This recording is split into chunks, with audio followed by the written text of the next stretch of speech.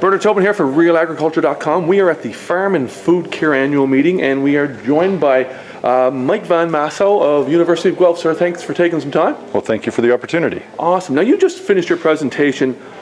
What consumers know, why they do, what they don't know, and why it matters. And focused really on animal agriculture.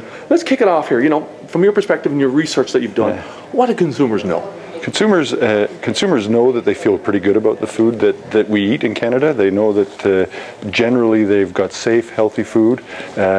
They know that they trust farmers, that they generally feel pretty good. The vast majority feel pretty good about the food that we're getting.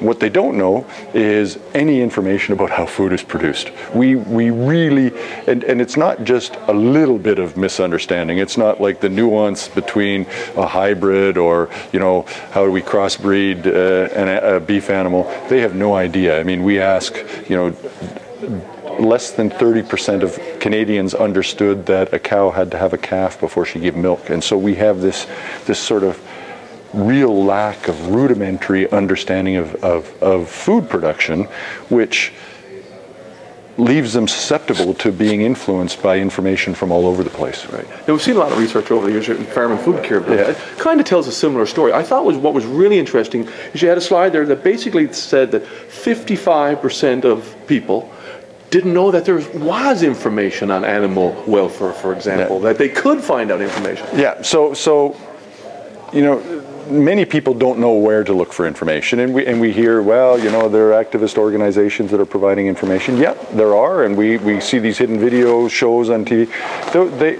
They get some viewership, but for most people, they have nowhere to go. They want more information. It's clear that consumers are becoming more engaged in food and are asking more questions about food, but they don't really know where to go to get that. So we asked them, that study asked people, where would you go? And a vast majority of them said, I have no idea where I'd go for information. So they feel pretty good. They don't know where to get their information. They don't know much about how their food is produced. Yeah. I guess the question is, you know, there's an awareness gap here. Yes. What's the danger that it creates? Well, the awareness gap is that people feel pretty good about food, right? They you know, even our research said, most people said, we think animal welfare is reasonably good actually in Canada. What happens though is you have people who feel good about you who have no idea what you're doing.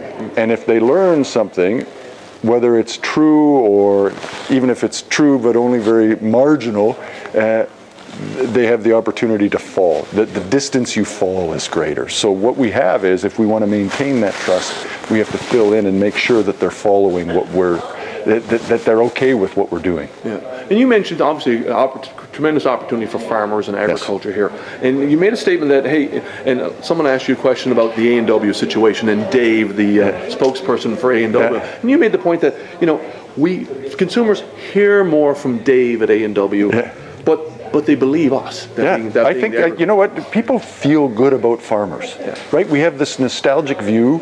It may not be entirely accurate, but they feel good about farmers. And I think that it's harder to get share of mind, but if we can get in front of them, they will listen to what farmers have to say. I mean, that same study that said more than 50% had no idea where to go to information said, well, we wouldn't go to the university for information. Now, I think universities have a role to play, but the ground is there, the opportunity is there, and farmers are credible. Right. And farmers are believable. We just have to find a way of doing it. And I think organizations like Farm and Food Care are doing exactly that. Yeah. Tell me about, I guess, a couple questions on your research. What was most surprising about what consumers don't know? Well, to me, it was really surprising how little they know. So, you know, we ask basic questions, you know, true or false questions. A chicken is slaughtered. A chicken raised for food is slaughtered at the age of 4. Well, you and I know that that's not true, but the vast majority of Canadians have no idea whether that's true or not. So, like, just basic, cow has to have a calf to give milk. Those sorts of basic things that really didn't. Contrary to that, they do sort of have some intuition as to what might be good. So we said, well, is more space per hen good? Well, yeah, of course that's good. And so we have these sort of emotional and visceral responses to specific words that we need to be aware of. So I was surprised at how willing they were to jump to a conclusion when they really had very little foundation from which to jump.